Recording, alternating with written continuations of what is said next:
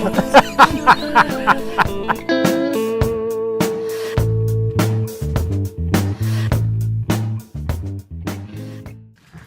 4 ounces of butter, either at room temperature or slightly softened, so you could leave it somewhere near to your cooker, or if you are a microwave user, a few seconds in the microwave just to warm it a little. 4 ounces of sugar. Now I prefer to use an unrefined sugar. We don't have any right now, so I'm just using what we've got. And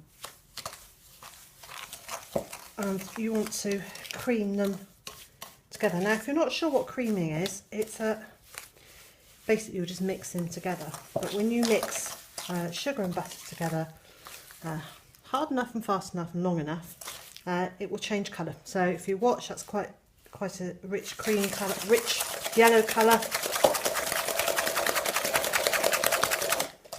And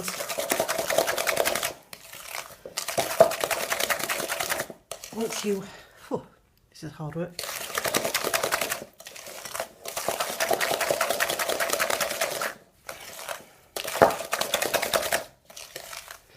And then all of a sudden it will start becoming much paler as the sugar and butter are creamed. There we go.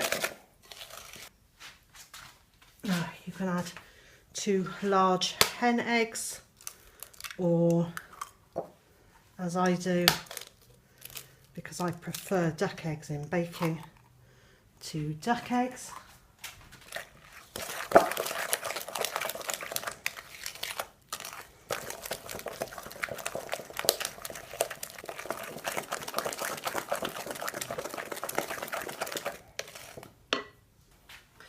The rind of 1 lemon, and make sure when you're buying your lemons that they're unwaxed, because otherwise you've got a layer of wax over them. You don't really want to be putting wax into your cake. Taking out off the zest, leaving all the yellow and white pith behind, because you don't want any of that in there, because it will give it a slightly bitter flavour, and you don't want it to be bitter, you want it to be a citric flavour. And then I also add a capful, so probably a teaspoon, a half to 1 teaspoon of a Sicilian lemon extract. You can buy this at most grocery stores. And a pinch of salt. We use a sea salt. And we use sea salt flakes, so I'll just crush those up a little bit, and in they go. And then the last thing to go in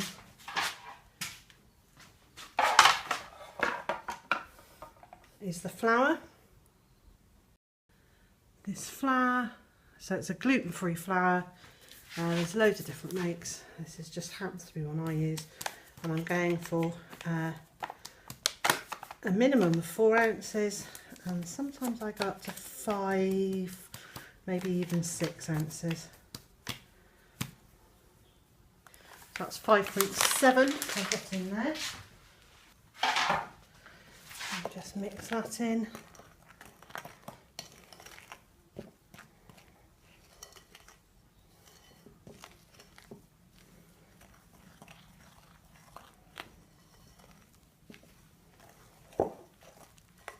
Now that's looking a little bit drier than I want it to be. So you do one of 2 things. You can add a tiny bit of oil to it, which will make it slightly heavier, or you can add some liquid to it. And so I am going to add a little bit of the lemon juice from that lemon.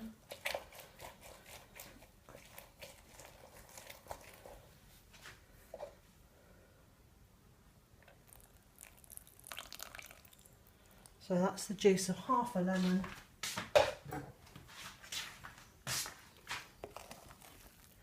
Just because I don't want the mixture to be quite so stiff. And then easy peasy, I put it into a china dish because that's what I have.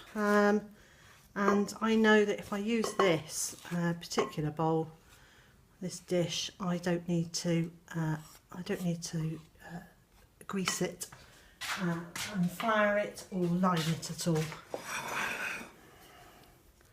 So, and the mixture can go straight in.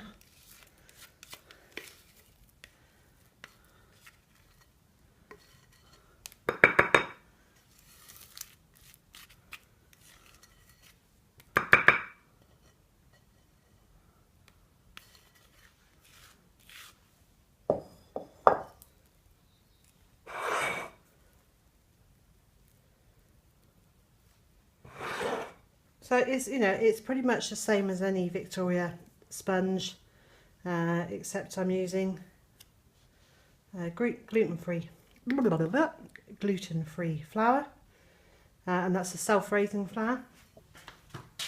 And then to add a touch of naughtiness to the cake, I'm going to dot some lemon curd across it like that. Oops. And just squidge it in.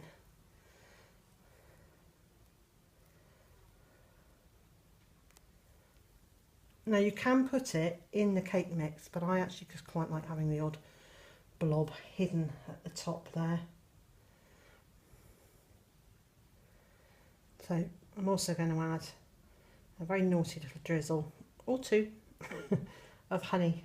That's Rennie honey, that's local honey given to us by our beekeeper Eric the Bees.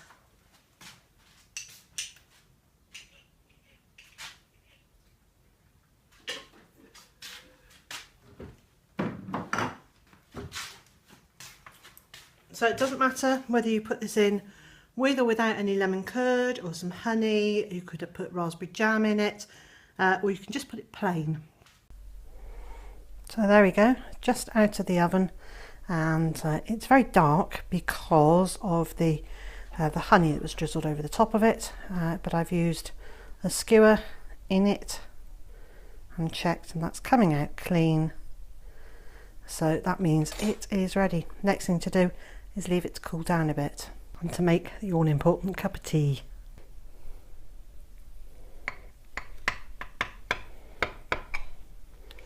And before I ever put an icing or a frosting onto a cake, I always have a little piece first to see how sweet it is and to see whether it actually needs anything. Look at that. How lovely does that look? Yum. So you can see it's very light. It smells really lemony. Yum, yum, yum.